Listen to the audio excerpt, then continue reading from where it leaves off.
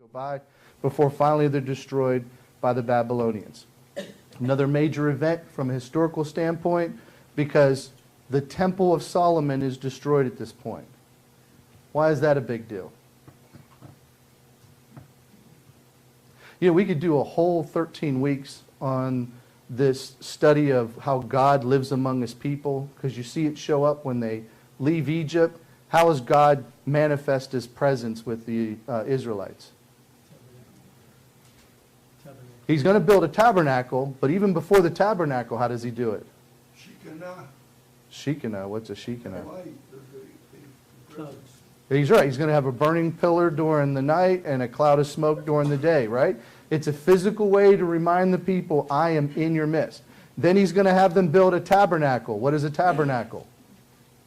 It's a mobile temple, right? That's all it is. It's just a tent that things are placed in that are considered sacred. And if you pay attention to where it's placed, where's it always placed? In the dead center of Israel. Everyone's reminded that God is in the middle the entire time. When they go to battle in this age, how does God physically represent he's with them? What do they take before them? There you go, the Ark of the Covenant, right? There's these physical reminders that God is with his people. By the time we get to David, there's this beautiful story where David's sitting in his palace. He's finally taken over Jerusalem, which, by the way, that's a whole other storyline. We remember Jerusalem always being the Jewish capital, but it's not. Saul does not rule from Jerusalem. David doesn't begin his rule from Jerusalem. It's not till well into his kingship that he takes over Jerusalem. The people in Jerusalem are called what?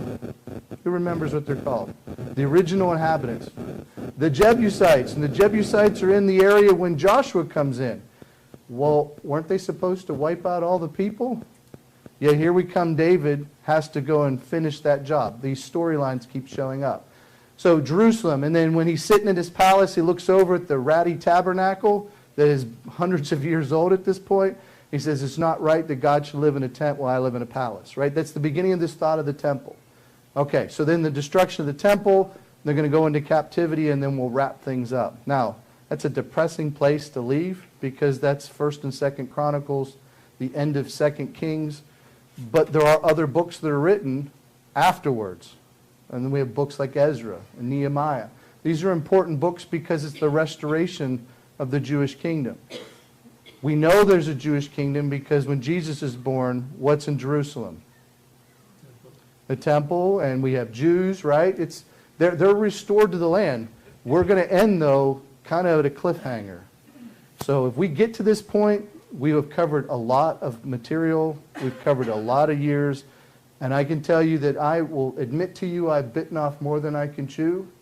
Every time I prepare for this, I realize how woefully unskilled I am for this. So I'm going to do the best job I can, because there is a ton of material.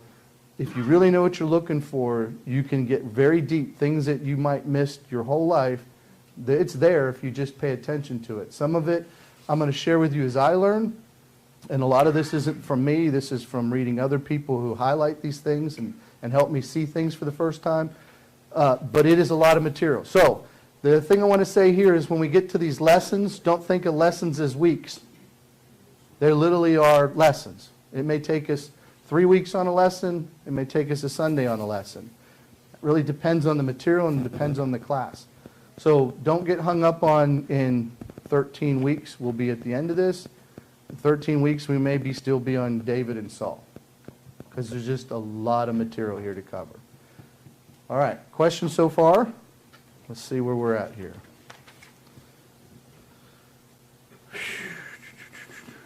All right, we're on slide number 4 already. All right, slide number 5. I only want to cover this because from a Jewish perspective, if you're trying to understand their mindset, this is important. From our standpoint, it's interesting at best. So our Bible is structured a little differently than the traditional Jewish Bible. And when I use Bible, I use it in a very loose term. They wouldn't call it a Bible. They call it something else. But their Bible's structured a little differently, and there's a reason for it. Just like there's a reason for ours. Believe it or not, people just didn't throw books together and say, oh, that looks great, let's run with it. There was a lot of thought in not only what books were included, but also the order of the books. Why this book? Like if you go to the New Testament, the first 4 books of the New Testament are Matthew, Mark, Luke, and John. Why are those 4 grouped together? What's common about them? That's right. They're commonly referred to as the Gospels, right? You have 3 that are called synoptic because they talk about the same stories. John is a very different gospel, includes different material. But those are included together because they cover the same material, right? If you go in the Old Testament, there's a reason why our Old Testament's grouped the way it is. You have Genesis, Exodus, Leviticus, Numbers, Deuteronomy, all grouped together. Why? That's right. It's really about the period of Moses. And it actually, Genesis goes before Moses, but it's commonly ascribed that Moses is the author of the book of Genesis. And so we put those books together. Well, the Jews did the same thing with their scrolls and their way of thinking. They grouped them together. And we talked about this last spring. Their first 5 books they refer to as the Torah. And even today, if you're talking to a Jew, they usually refer to those books as Torah. And when they say that, what they mean is those first 5 books. Those 5 books in the Jewish thinking are the most holy. Why are they the most holy? Who is the author ascribed to these? Moses. And Moses is the greatest prophet, right? Even God says, with all you rest, I talk in dreams, I talk in prophecy, but with Moses, I talk plainly face to face. They hold Moses up at a very high level. So these 5 books are considered the most sacred, most canon in their Bible. The next group writing is the Ne'evim, and these Ne'evim is the next grouping, and this would be commonly the prophets. So you'll see what we call, they would group together as former and latter prophets. This is based on when they occur. So you got Joshua, Judges, 1st and 2nd Samuel, which in their Bible was 1 book. We break them into 2. It's just Samuel. And then 1st and 2nd Kings, and theirs they just viewed as kings. We break it into 2. And then you have the latter prophets like Isaiah and Jeremiah and Ezekiel. So they group them together and they call these the prophets. And then the latter grouping they call the writings, the Ketuvim. And the Ketuvim would include books like Psalms and Proverbs and Job's. What they call the 5 scrolls, which is the Song of Solomon, Ruth, Lamentations, Ecclesiastes, and Esther. Daniel, Ezra, Nehemiah, 1st and 2nd Chronicles. Now wait a minute, 1st and 2nd Chronicles is in the latter part, not in the prophet. We'll talk about why that is. So this Ne'evim and the Ketuvim are important distinctions to a Jew. The least authoritative, that's probably the better word to use, the least authoritative in their mind is the latter, which is the writings. So the most authoritative are the Torah, the next would be the prophets, and the last would be the writings. So that's all these other books in there.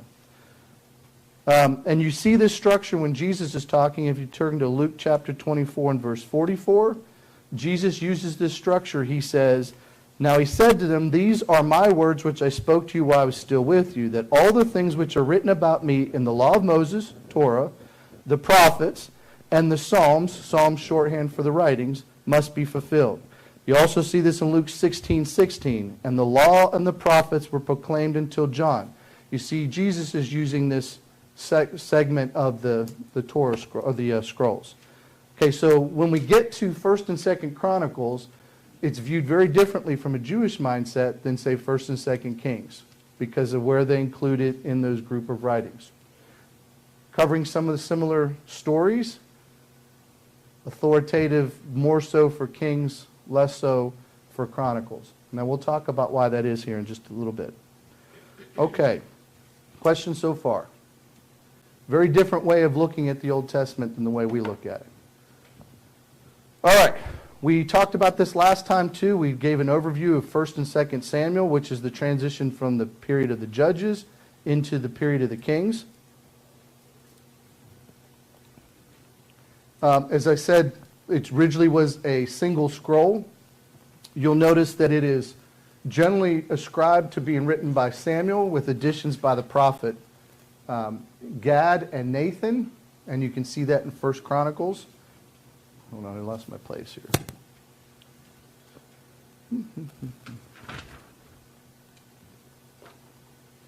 Yeah, there we are. by Gad. And first, you see his reference in 1 Chronicles 21, and Nathan in 2 Samuel.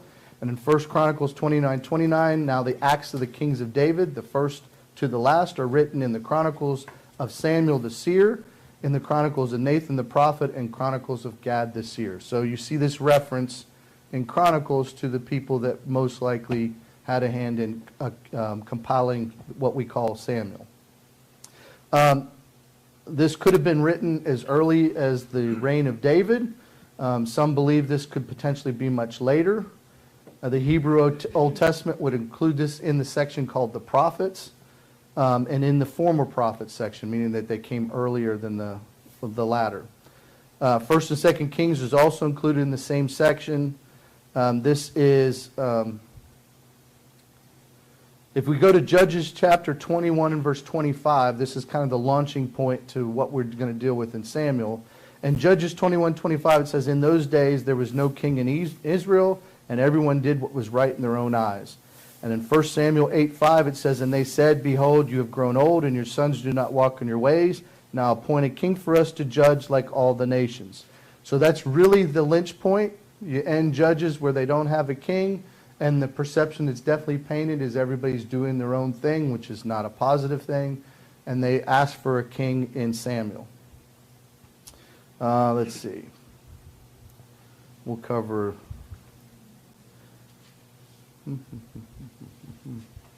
Trying to figure out what I want to cover today because we've covered a lot of this before.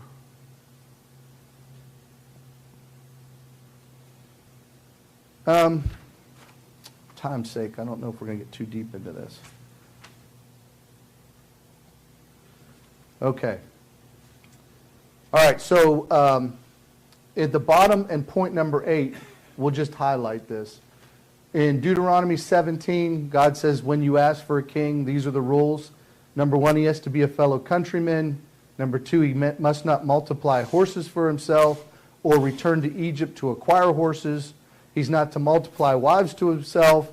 He's not to greatly increase silver and gold for himself. And he shall write for himself a copy of the law, and he shall read that copy of the law. Now, who do we know violates all that? Solomon, right? For the wisest man who ever lived, he didn't know his own Bible. So wisdom doesn't do you any good if it's not instructed by Scripture. So 1 Samuel is going to be that transition where we talk about Eli. You go to 1 Samuel, the story begins with a man by the name of Eli. Eli is much like Samuel. He's a priest, and he's a priest that is in Shiloh ministering before the Lord. There is this element of a judge-like function, because people are bringing cases before him. So he is what we would consider a judge in the traditional sense, but he is not a judge in the military sense. He's not going out and fighting wars. He's administering at the temple. Eli has 2 sons. His 2 sons are evil. They're not good people.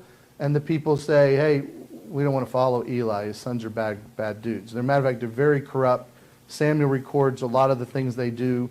They're taking offerings, they're taking bribes, they're taking privileges with young women who are coming up to worship God. They're not good people. And the Bible implies that Eli was aware of this and still permitted it. So God is going to reject Eli, and he's going to raise up a man by the name of Samuel. We remember Samuel from one particular story that starts this whole thing. Samuel's mother is going to worship with her husband. Her husband has another wife. That other wife has children. She has none. What's her prayer to God? Who remembers? Yeah, Lord, give me a child. If you give me a child, I'll dedicate him to you. It's exactly what she prays. Elkanah, who is her husband, seems to be a good man. His other wife, not so much a nice person. God blesses Hannah. Hannah has a child. And when the child is weaned, she brings him to Eli and presents him before God. That's how the story of Samuel begins. We know that Eli and his family are going to be wiped out. Well, not really, but they are. His sons will be killed, and he will die. The Philistines come in, they take the Ark of the Covenant. Eli hears about it. He's so distraught, he falls backwards and whacks his head, and that's the end of Eli. He has 2 of his sons are killed at that time. You're led to believe, from the way the Scripture's written, that wipes out Eli, but it does not. And that's one of the things I say about the deeper you study the Old Testament, the more you pull out things that have been there the whole time you just missed. When we get into Samuel, we're going to find the descendants of Eli showing up again in the storyline. And we'll highlight some of that when we talk specifically about Saul and David, because David is ultimately, he's going to make a decree that brings about what God said should happen in Samuel, that Eli and his family should be wiped out. Doesn't actually happen until David dies and Solomon carries out his father's command. Okay, so Samuel's going to talk about the anointing of Saul. He's going to talk about the anointing of King David, and then it ends with the death of King Saul. 2 Samuel is focused primarily on King David, begins with the death of Saul, and 2 Samuel is going to end with King David's census of the people. And then we have this beautiful prophecy that is probably the whole reason why Chronicles is written, is because of this statement we see in 2 Samuel 7:11, which is this messianic promise that's made to David. So why does Ezra, when coming back from Babylonian captivity, feel the need to compile this? Well, probably a lot of reasons. But one is to show that that promise is still fulfilled. Okay? Questions so far? Okay, 2 Kings. 1st and 2 Kings. Originally was a single book. There's a difference here in tone. The 1st 2 Kings is about the justice of God. It's going to impugn the Israelites. Is that me? No. It's going to impugn the Israelites because it's going to paint out the history of all the wrong they did, all the sin they committed and went against God. And so then what happens at the end of 1st and 2nd Kings is justice. It's the appropriate payment to the people of Israel for the wrong they've done to God. It's written by a group of prophets probably sometime during the Babylonian captivity, which is an important point to note, because when we look at Chronicles here in just a moment, we talk about when it's written, it helps to paint the tone very differently. So in this one we're talking about justice. Why would the prophets here be focused on justice if they're sitting in captivity in Babylon?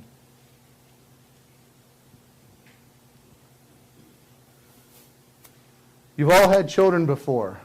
You ever ground your child so long that you're afraid they might forget why they were grounded in the first place? You ever take a moment while they were grounded and say, hey, remember, you're in this chair right now because you punched your sister. You ever do something like that with your kids?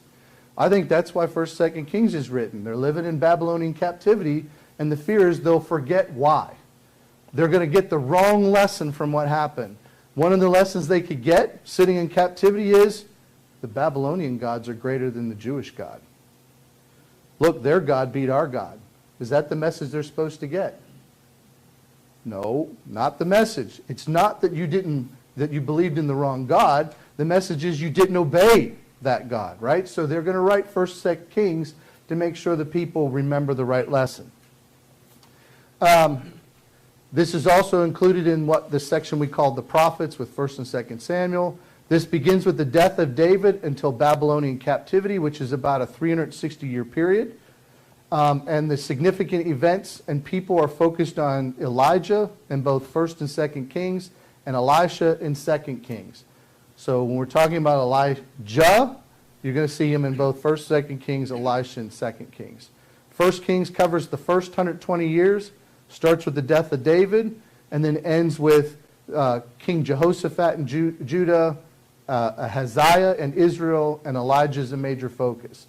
Elijah, if you remember, I think it's by Ahab, calls him, O troubler of Israel, right? That's the relationship that Elijah has with the kings. In 2 Kings, it covers another 270-year period, begins with the death of Elijah, and ends with Babylonian captivity, and Elisha is a major focus. Many of the writings, the prophets that we have that we refer to as the prophets, occurred during the time period covered in 2 Kings. So you have 3 of the 5 major prophets are written about this period of time, and 9 of the 12 minor prophets. Okay, so when you're reading the prophets, what other book should you think about? More than likely it's going to be 2 Kings. So if you want to find out other material, you're reading one of the major prophets like Jeremiah, and you want to say, hey, what else can I learn about what's going on that Jeremiah is writing about? you can read 2 Kings and it'll be covering the same material. Okay, 1st, 2nd Chronicles. 1st, 2nd Chronicles focuses primarily on Judah. Why does it focus on Judah if the other book covers all the Israelites?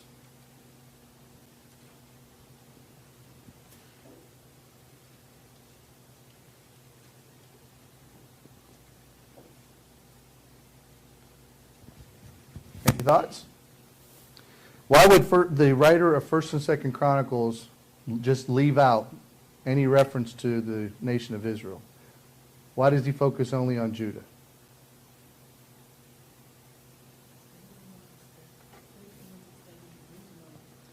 What's that? Well, they're going to come back to Jerusalem. That's right. So they're taken into captivity and they're going to come back. So part of the reason for it is the book is being written after they return from Babylonian captivity. So Ezra, who is probably the writer of this book, is sitting where? In Jerusalem. And the people around him are from the tribe of Judah. It's their history. And he's reminding them about, hey, this is who we were, and this is who God has brought back, right? So it's written to the nation of Judah because they're the ones who are actually going to come back. And 2, because it's about the spiritual history of Judah. Do you remember 2 Samuel? I mentioned this messianic prophet that's made to David. Of the 2 kingdoms that split, which kingdom stays true to the kingship of David? Judah. So that, from a spiritual sense, is the reason why Chronicles focuses on Judah, because the fulfillment is going to come through the tribe of Judah.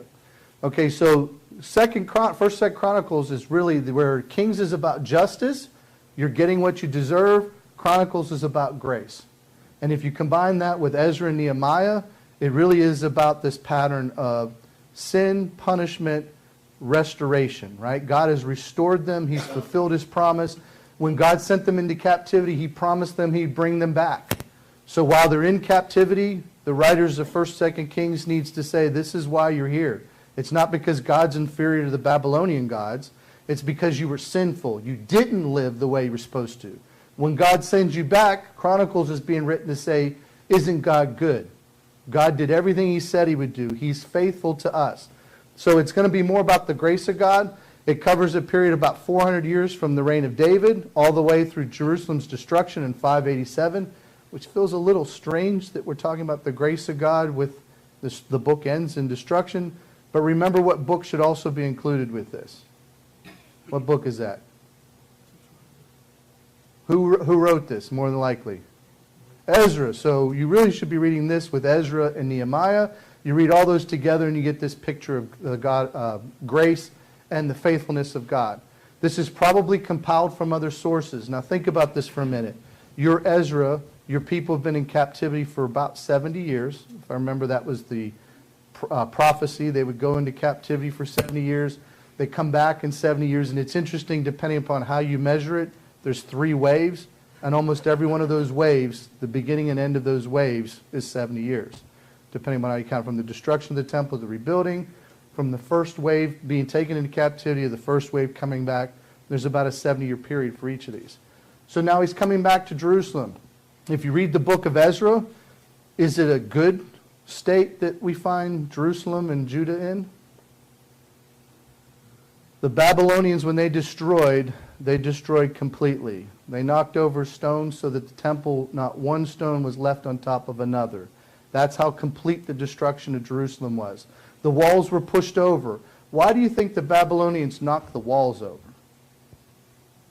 What are walls used for? Defense, right. So now you want to come back and occupy Jerusalem? You do so, but you do so without the security of having a wall. It makes it easier for the Babylonian forces to come back and exert their will. So they destroy Jerusalem, they level it to the ground, and so when Ezra comes back, it's a sad state of affairs. So he's got to write something to pick the people up, right? You've just come back, you've been in captivity, you come home and you find just how destroyed your homes are, how destroyed your city and your country is, and so he's going to write to them to say God's faithful. And when we get to Ezra and Nehemiah, you see that faithfulness, whether it's the rebuilding of the wall, or the rebuilding of the temple. Okay, so this is in the latter part of what the Jewish groupings of writings, this would be in the writings. Why do you think the Jews put this, even though the same material is being discussed, why would they include it in the latter part, the writings, and not in the prophet with Samuel and the kings? Any thoughts on that?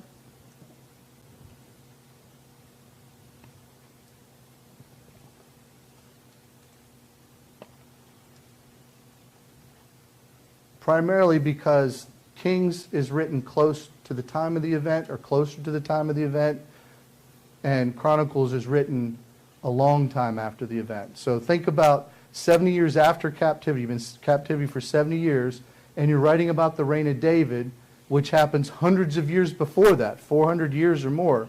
So we're talking about 500 years roughly by the time Ezra is writing this. And that's why they slide this into the latter section of their Bible. Okay, so Chronicles, First Chronicles is focused on David. Second Chronicles is on Solomon up to captivity, and the big message here is good kings, good times, bad kings, bad times. Good.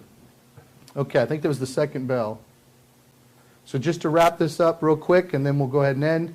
The difference between the two, Chronicles is written during Babylonian captivity. Chronicles is written after the restoration. Kings is written by an unattributed group of prophets. We don't know who they are. They don't really say. Chronicles is most likely written by Ezra. Kings is written from the death of King David to Babylonian captivity. Chronicles is written to cover Judah and covers David to Babylonian captivity. And you can see that Kings is written to explain the reason for their punishment. It's because you were sinful, where Chronicles is talking more about a story of redemption, sin, salvation, restoration, and redemption, and it's meant to show the grace of God. So two very different purposes, two very different audiences, right? The Kings was written to people in captivity who remember the glory of the Jewish state, and now we're writing to Jews who've come back out of captivity who now are witnessing the destruction of the Jewish state. So very different messages and themes. All right, we will pick up on this. We're going to cover a couple more slides here, and then we'll get into Saul. So I guess that's it. Thanks all.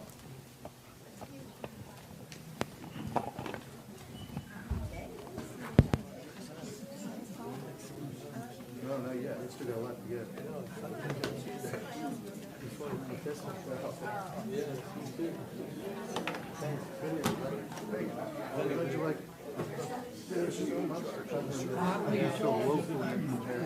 No, you didn't see the result. I think we made it so interesting.